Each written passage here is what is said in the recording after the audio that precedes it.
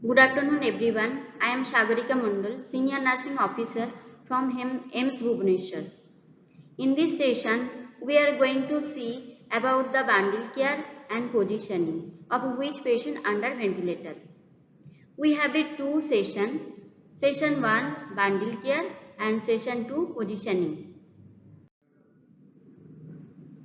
Now I am discuss about the bundle care. Bundles of care. Bundles of care is a set of evidence-based practice that, when implemented collectively, improve the reliability of their delivery and improve patient outcome. Next, the type of specific bundle care. First one is prevention of central line associated bloodstream infection. In short, it is called CLEPSI. Second one is prevention of catheter associated urinary tract infection. In short, it is called CORTI. Third one is prevention of ventilator associated pneumonia. In short, it is called VAP. Fourth one is prevention of surgical site infection. In short, it is called SSI. Importance of the bundle care. Improve the quality of patient care, to reduce the chances of infection, to reduce the unnecessary antibiotic prescription, may limit the development of antibiotic resistance, to reduce the mortality and morbidity rate. Now I am discussing about the prevention of central line associated bloodstream infection. Central line are commonly used in intensive care unit and some non-intensive care unit. Central line also used, such as dialysis unit, intraoperative area and chemotherapy patient who are receiving the chemotherapy. Central line associated bloodstream infection is a serious infection that occurs when germs such as a bacteria or virus enter the bloodstream through the central line.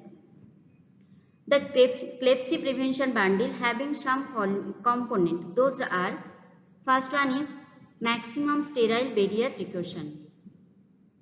Properly use the hand hygiene. Maximum sterile barrier precaution. Properly maintain the hand hygiene. Use of surgical cap, surgical masks, sterile gloves, sterile gown and use of large sterile drape sheet during insertion time and dressing time. Second, skin antisepsis. Skin antisepsis, skin cleaning with alcohol-based chlorhexidine solution or betadine iodine solution. Number 2, catheter site selection. Avoidance of femoral vein in adult patient. Use of subclavian vein rather than jugular vein. Standardized precaution. Standard precaution is a precaution.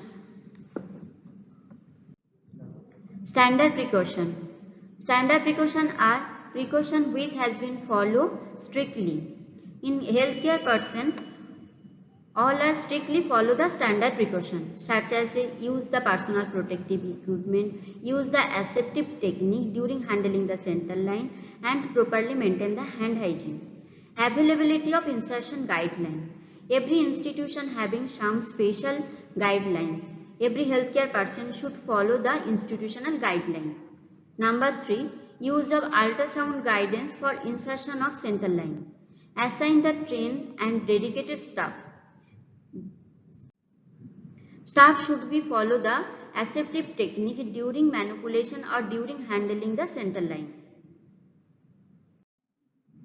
CLEPSI maintenance bundle. Daily review of central line necessity. Second one is number B, early removal of unnecessary line. Number C, maintain aseptic technique prior to manipulation of the line. Number D, disinfect catheter site, catheter hubs, port, connector, etc. before using the catheter. Number E, change the transparent dressing 5 to 7 days interval and disinfect the insertion site with alcohol-based chlorhexidine. Number 8, ensure appropriate nurse to patient ratio in ICU 1:1 or 1:2.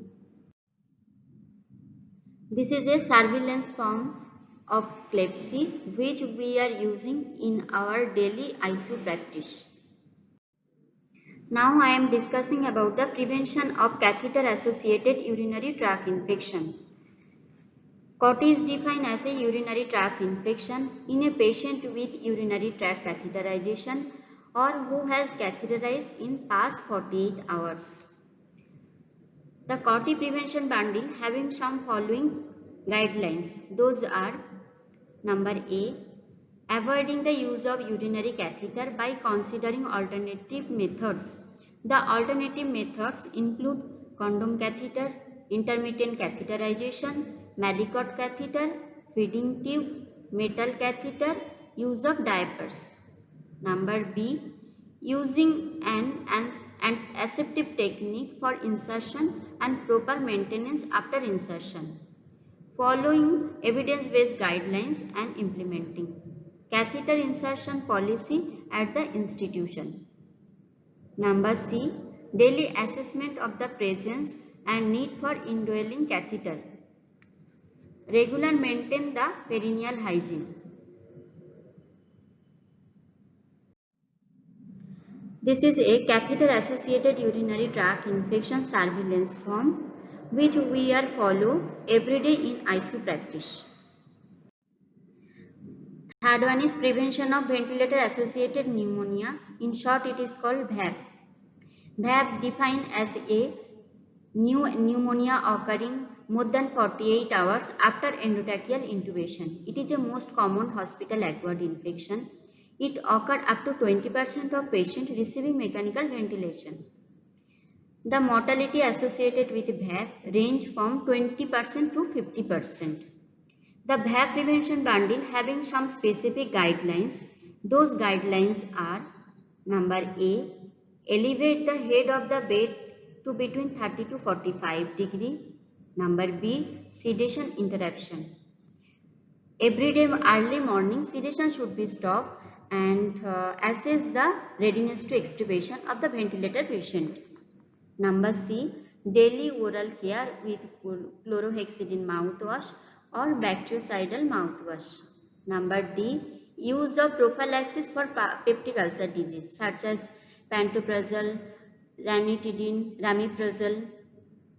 Use of deep vein thrombosis such as DVD stockings and DVD pump. Number E, cuff pressure monitoring. Cuff pressure should be monitored and cuff pressure range should be maintained 20 to 25 cm of water. Number F, frequently suctioning the subglottic area and ET tube. During ET tube suctioning, sterile technique and sterile gloves should be maintained because it prevents the contamination. In COVID-19 patient, closed suction circuit should be used during suctioning. Use of disposable ventilator circuit for an individual patient for prevent the VAP. HME filter should be used and filter should be changed after 72 hours and SOS. Water humidification should be avoided. Number E, early initiation of enteral nutrition in 24 to 48 hours of ICU admission. This is a ventilator associated pneumonia surveillance form which we are follow in every day in ICU practice. The last one is prevention of surgical site infection, SSI. The surgical site infection are occurred during incision or organ or space that occur after surgery. SSI infection is most common in postoperative complication. It has been estimated that approximately half of SSI are preventable. The surgical site infection prevention bundle having some specific guidelines. Those are: number A, patient should be washed with soap or an antiseptic agent within a night prior to surgery. Number B, administration of parenteral antibiotic prophylaxis. Antibiotic prophylaxis should be administered within 1 hour prior to incision. Redosing is recommended for prolonged procedure and patient with major blood loss or excessive burning. Number E. Maintain intraoperative glycemic control. The target blood sugar level should be less than 200 mg per dl. Maintain perioperative normothermia. Administer adequate oxygen before surgery and after surgery. This is a surgical site infection surveillance form, this form is followed in every day in our ICU practice. Now I am discussing about the positioning. In COVID ICU, we are maintain the different patient position such as prone position, lateral position, side lateral position, Fowler's position and semi-Fowler's position. But now we are mainly focusing on the prone position in COVID-19 patient. Prone position. Prone position is the body position in which the patient lies flat with the chest down and back up. In anatomical term of location, the dorsal side is up and ventral side is down. The purpose of proning. Number 1. To improve oxygenation. To improve respiratory mechanism. Number 2. To decrease pleural pressure that facilitated lungs alveolar infiltration and ventilation distribution. To increase lungs volume and remove the amount of atelectic region. Number 3. To facilitate the drainage of secretion. To reduce the ventilation associated lungs injury. To improve the tidal volume and end expiratory lungs volume. Duration of prone position. How many hours we should give the prone position to a ventilator patient in COVID-19 ICU? Prone position of a COVID-19 patient in a ICU is the at least 12 hours per day. It will be started within the initial 48 hours of initiation of the disease. The position should be changed every 4 hourly for a ventilator patient, but for non-ventilator patient, the position should be changed every 30 minutes interval. Indication for prone position. Confirmed or suspected COVID-19 patient and severe acute respiratory infection patient. PaO2 and FiO2 ratio if less than 150 mm of Hg. That time we can give the prone position to a COVID-19 patient. Contraindication for prone position. If patient need for immediate intubation, if the patient is severely hemodynamically compromised, if the patient is agitated or altered mental state, if patient having any spinal injury or any facial injury, that time we cannot give the prone position.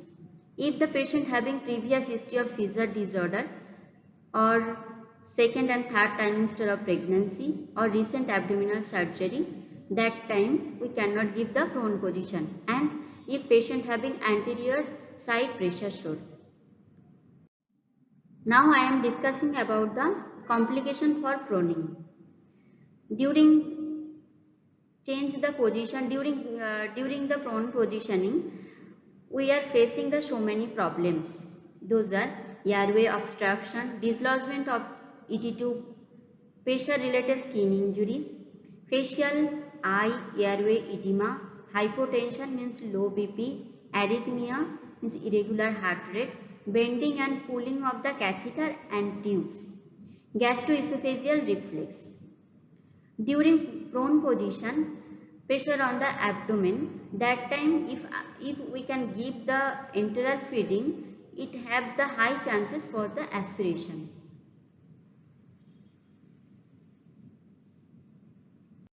How to change the position, showing in picture. But during prone position, some guidelines we should follow. First one is the pillow should be placed under the shoulder to prevent the airway obstruction. Place the patient, those patients should receive muscle and nerve relaxant medication and high dose sedation as infusion. Eye pad should be used for closing the patient eye to prevent corneal ulcer, considering the condition of those patients and presence of pressure on their stomach.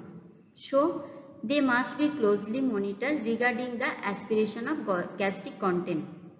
During prone positioning, the prone positioning team should be monitored the BP, heart rate, pulse rate and saturation before prone positioning, during prone positioning and after prone positioning. Till now, we have seen about the bundle care and positioning.